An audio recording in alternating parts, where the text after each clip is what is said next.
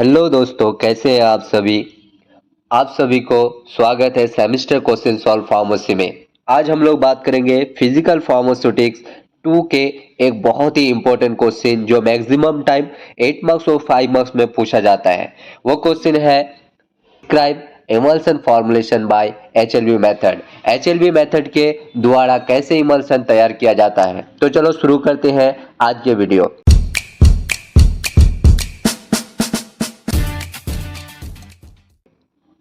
First हम लोग जान लेते हैं कि इमल्सन होता क्या है। अगर सिंपल तरीके से मैं बात करूं तो इमल्सन एक थर्मोडायनेमिकली अनस्टेबल बायोफिजिक्स सिस्टम है जिसमें क्या होता है, टू इमिसिबल लिक्विड होते हैं। एक लिक्विड दूसरे लिक्विड में, यानी कि एक लिक्विड दूसरे लिक्विड के डिस्पर्स या ड्रॉपलेट में मिक्स जाते हैं एक इमल्सिफाइंग एजेंट के द्वारा। ठीक है, फिर हम लोग जान लेते हैं कि एचएलबी मेथड क्या होता है।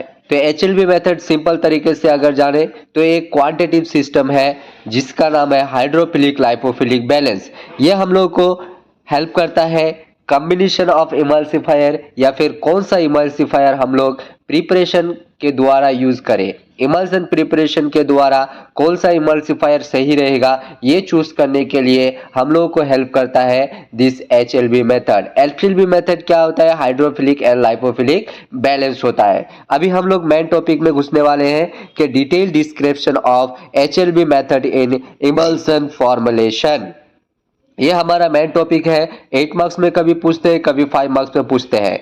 तो फर्स्ट है कंसेप्ट ऑफ एचएलबी। एचएलबी एक्चुअली है क्या। तो एचएलबी हम लोग पहले ही जान लिए कि एक क्या है, स्केल है। स्केल जिसका रेंज होगा 0 से लेकर 20 तक।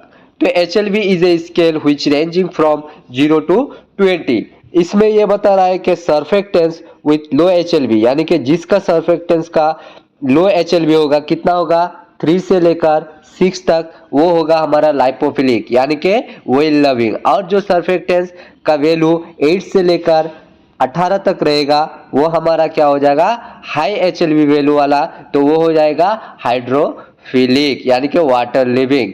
अब हमारे जो एमल्सन में वेल फेज रहेगा, ठीक है, वो मेनली डिटरमाइन करेगा कि कौन सा एमल्सिफायर हम लोगों को यूज करना है, लाइपोफिलिक यूज करना है या फिर हाइड्रोफिलिक यूज करना है। अब type of emulsion based on एचएलबी।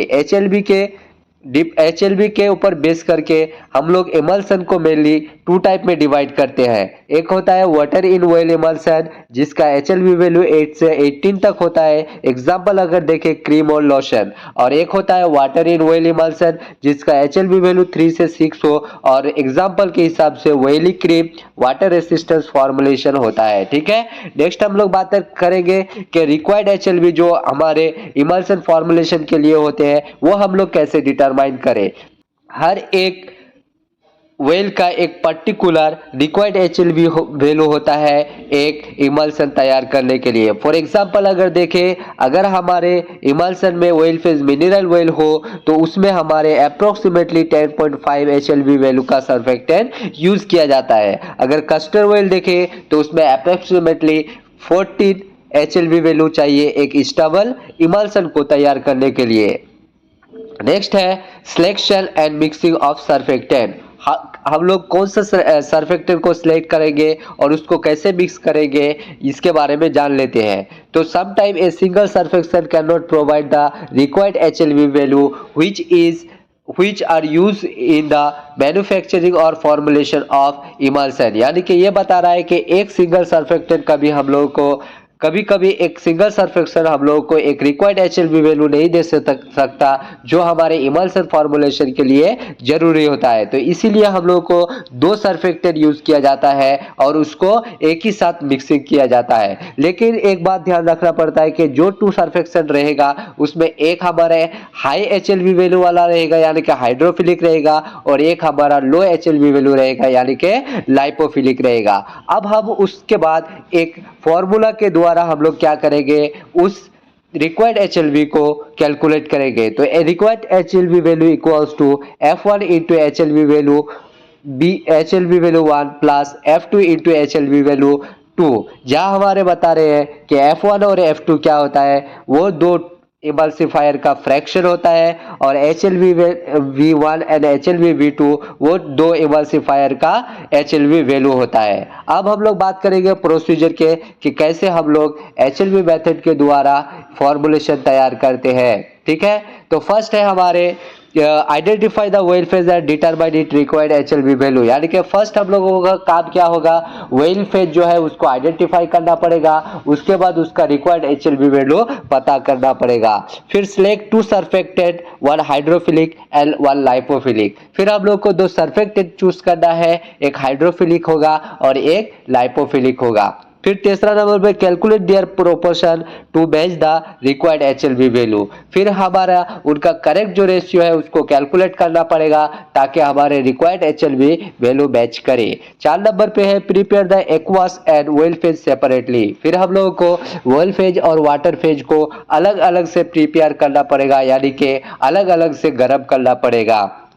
फिर है add emulsifier belt to the well phase. फिर हमारे वेल फेज में हम लोगों को सरफेक्टेंट मिक्सचर को वे ऐड करना पड़ेगा।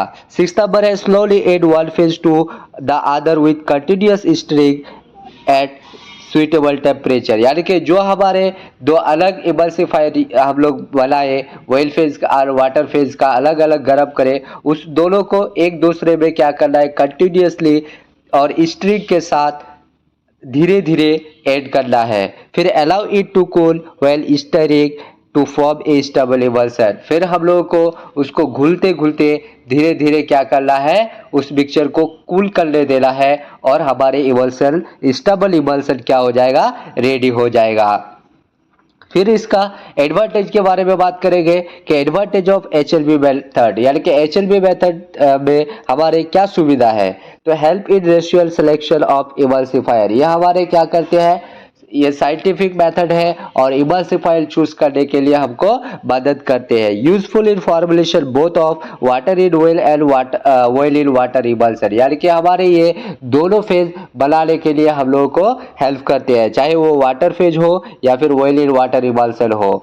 फिर प्रोड्यूस मोर स्टेबल इमल्सन, और यह हमको स्टेबल इमल्सन बनाने में मदद करते हैं। Can be reproducible scale up in industry, और इंडस्ट्रियल स्केल पे भी ये बहुत ही हेल्पफुल होता है। इसका लिमिटेशन क्या है, तो does not consider temperature, viscosity और इलेक्ट्रोलाइट इफेक्ट। और ये क्या है, इस मेथड में टेम्परेचर, विस्कोसिटी या इलेक्ट्रोलाइट को कंसिडर नहीं किया जाता है।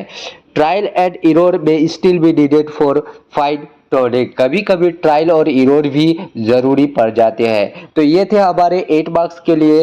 नेक्स्ट हम लोग बात करेंगे कोई और टॉपिक के लिए। अगर आपको वीडियो अच्छा लगे, इंफॉर्मेटिव लगे, तो आप सब्सक्राइब करिए, कमेंट करिए और शेयर करिए। कमेंट में बताइए कि नेक्स्ट वीडियो आपको क्या चाहिए, मैं इसका नोट्स भी कमेंट बॉक्स और डिस्क्रिप्शन बॉक्स में दे दूंगा, वहां से आप लोग डाउनलोड कर सकते हैं।